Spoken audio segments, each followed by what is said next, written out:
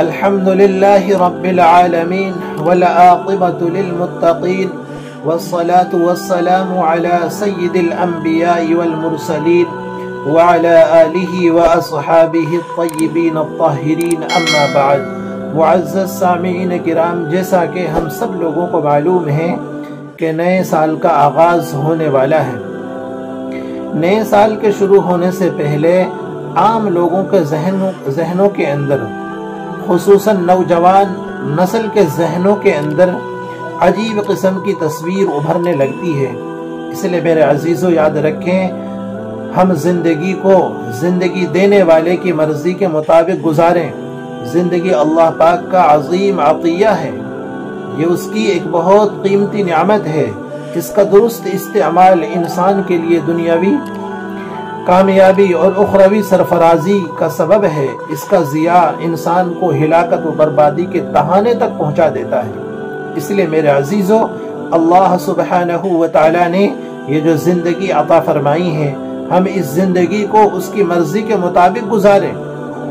اسی کہنے والے نے صحیح کہا ہے، غنیمت سمجھ زندگی کی بہار، غنیمت سمجھ زندگی کی بہار، کہ آنا نہ ہوگا یہاں بار بار. اللہ سبحانہ و تعالی نے ہمیں جو زندگی عطا فرمائی ہے، اس زندگی کے اوپر اخروی زندگی کا بھی انحصار ہے.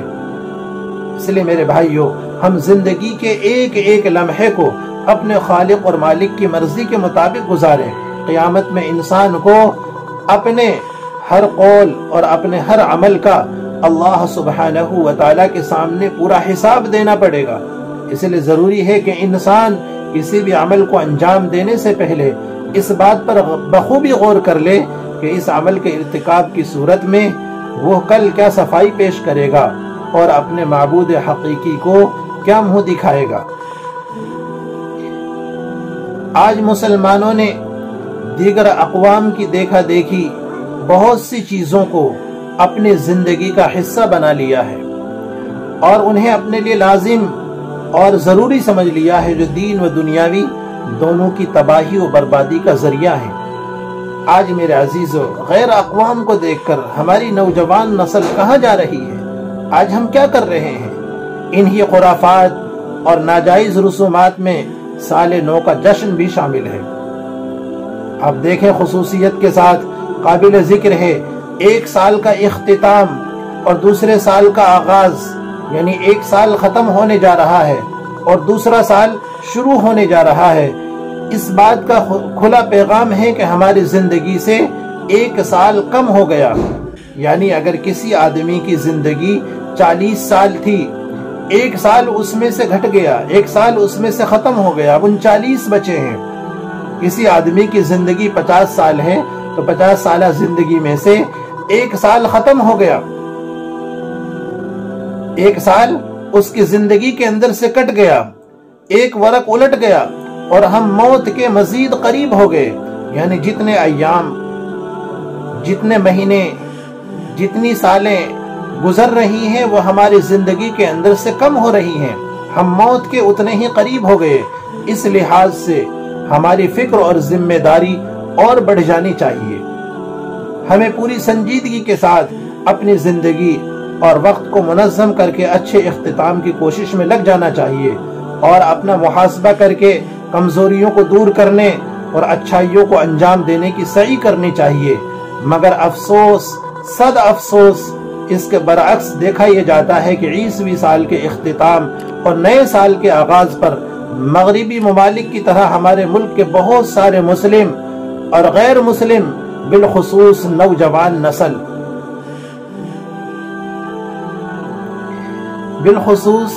نوجوان نسل یعنی ہماری قوم اور ملت کے نوجوان لڑکے اور لڑکیاں دھوم دھام سے خوشیاں مناتے ہیں، آتش بازی کرتے ہیں، کیک کاٹتے ہیں اور ایک دوسرے کو نئے سال کی مبارکباد پیش کرتے ہیں. پھر اظہار مسرت کے اس بے محل موقع پر وہ جائز اور مناسب حدود سے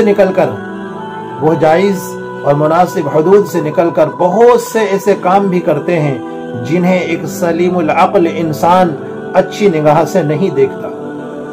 میرے عزیزو، جو حالات ہیں ہمارے سامنے ہیں، ہم اچھے طریقے سے واقف ہیں.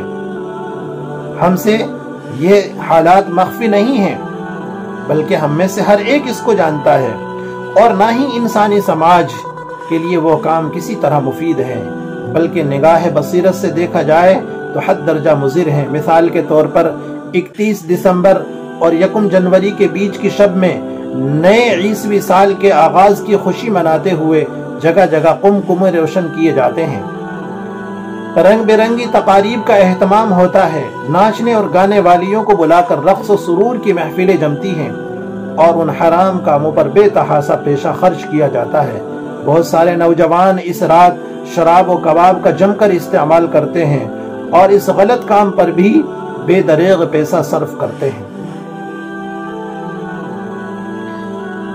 ہم نہیں سمجھتے کہ شراب نوشی کی کسی بھی مذہب میں کوئی بھی گنجائش ہوگی۔